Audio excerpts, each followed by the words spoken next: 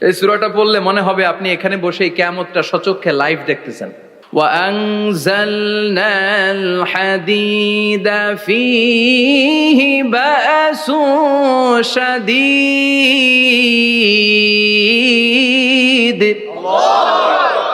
আমি পৃথিবীর মধ্যে লোহা নাজিল করেছি, লোহার ভেতরে আছে ভয়ঙ্কর ধরনের শক্তি।